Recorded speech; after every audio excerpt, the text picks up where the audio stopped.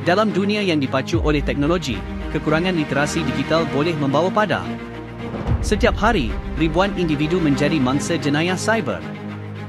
Menurut Cyber Security Malaysia, sebanyak 3,607 kes telah dilaporkan dari Januari hingga Julai 2024, dengan kes penipuan menyumbang sebanyak 64.79% daripada jumlah mangsa.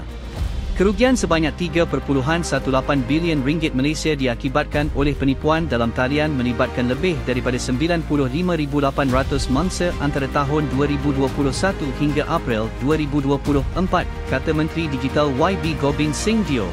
Ini bukan sahaja mengenai wang ringgit, tetapi juga melibatkan data peribadi, simpanan masa hadapan, dan ketenangan fikiran. Pada masa yang sama, kebimbangan terhadap kecerdasan buatan, AI, semakin meningkat.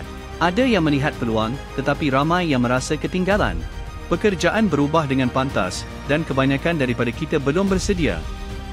Kesan yang jelas menunjukkan bahawa tanpa literasi digital, individu menjadi terdedah kepada ancaman yang boleh mengganggu kehidupan dan sumber pendapatan, sekaligus menyerlahkan keperluan mendesak untuk kesedaran dan pendidikan. Untuk menangani cabaran ini, Kementerian Digital Malaysia memperkenalkan Rakyat Digital, sebuah platform yang direka untuk merapatkan jurang digital dan melengkapkan setiap rakyat Malaysia dengan kemahiran yang diperlukan. Rakyat Digital menawarkan kursus-kursus dalam talian secara percuma.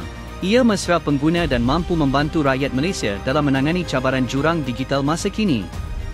Kursus-kursus ini direka untuk mudah diakses, mesra disleksia, dan boleh didapati dalam dua bahasa iaitu dalam bahasa Melayu serta bahasa Inggeris, menjadikan pembelajaran lebih mudah untuk semua. Sijil akan diberikan selepas kursus berjaya ditamatkan. Kursus ini sesuai untuk semua, sama ada anda ingin mempelajari asas AI, mendalami teknologi lanjutan, atau melindungi keselamatan dalam talian anda. Kami dengan bangga memperkenalkan CyberSafe untuk rakyat, program yang membimbing anda dalam mengenal pasti penipuan, melindungi data peribadi, dan memastikan keselamatan keluarga anda di alam maya. CyberSafe untuk rakyat terdiri daripada 5 modul penting yang tersedia untuk meningkatkan pemahaman peserta tentang keselamatan dalam talian. Anda akan memperoleh kemahiran untuk melindungi maklumat peribadi, memastikan keselamatan keluarga, serta bertindak balas dengan berkesan terhadap ancaman digital, membina pengalaman dalam talian yang lebih selamat dan meyakinkan untuk semua. Lebih banyak kursus akan disediakan tidak lama lagi. Lawati rakyatdigital.gov.my untuk mendaftar hari ini.